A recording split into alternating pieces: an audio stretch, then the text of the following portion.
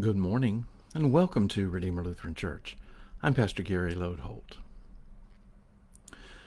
There's a story about a woman who woke up one morning and told her husband that during the night she had dreamed that he had given her a large diamond ring.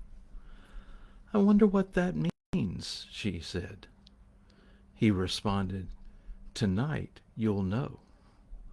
She went through her day excited and jittery, and finally he came home from work with a present for her.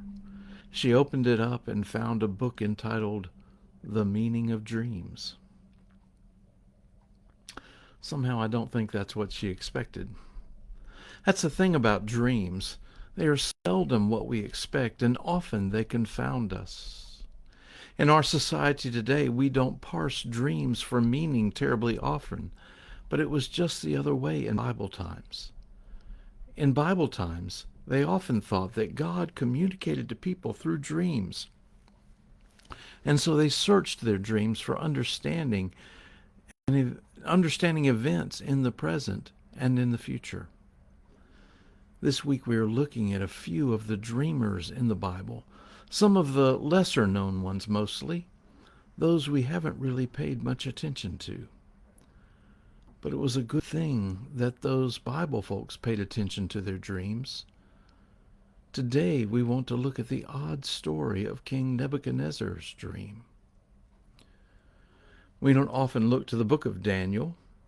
We know some of the stories from the book of Daniel, like Daniel in the lion's den or Shadrach, Meshach, and Abednego being cast into the fiery furnace. However, Daniel is really apocalyptic literature, speaking of end times and God's victory at the culmination of history. In that way, it is similar to the book of Revelation, with which we may be more familiar. The story in Daniel is located in Babylon after the people of Israel have been taken into exile there. Their exile out of their homeland would have seemed cataclysmic for them, so stories of God ultimately powerful and victorious would have brought them much comfort and hope. Daniel was a Jew, but had established himself as an advisor to the king while still being firmly faithful to God. It is in that setting that we have the story of Nebuchadnezzar's dream in Daniel chapter 2. One night, King Nebuchadnezzar of Babylon had a dream that he found greatly troubling and sought to know the meaning of for himself and for his kingdom. So he called all his wise advisors and sages and magicians and asked them to interpret the dream. They said, "Of course. Tell us the dream, and we will do so." But Nebuchadnezzar said, "No. If you are truly in touch with the spirit world to give me the right interpretation, then you should also be able to tell me what the dream was. Tell me both my dream and its interpretation." All those advisors threw their hands in the air. "How can we tell someone else about a dream they had?" they asked one another. Then Daniel sent word, "Bring me to the king, and I will do it." Daniel was brought into the king, who said, "Are you able to tell me my dream and its meaning?" Daniel replied, "No human can do that. But the God I serve reveals mysteries, and God has given you this dream to disclose what will happen at the end of days." Then Daniel told the king that he had dreamed of a great statue with a head of gold, a chest and arms of silver, a middle and thighs of bronze, legs of iron, and feet made of clay mixed with iron. More, in the dream, a stone had been cut out not by human hands, and it struck the statue on the feet, and it fell and shattered into pieces. The many pieces were carried away by birds until nothing was left, but the stone grew until it became a mountain.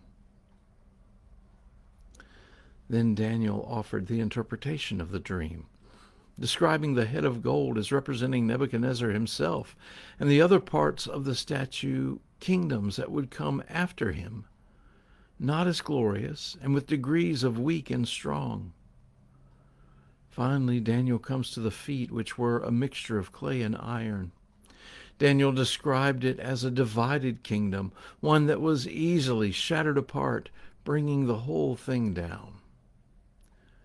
When it is gone, the stone which had been cut out by God would be set up as a strong, eternal kingdom lasting forever. Now, Nebuchadnezzar was pleased with Daniel and gave God praise and accorded to Daniel position in the court and wealth. But perhaps Nebuchadnezzar missed the deeper impact of the story.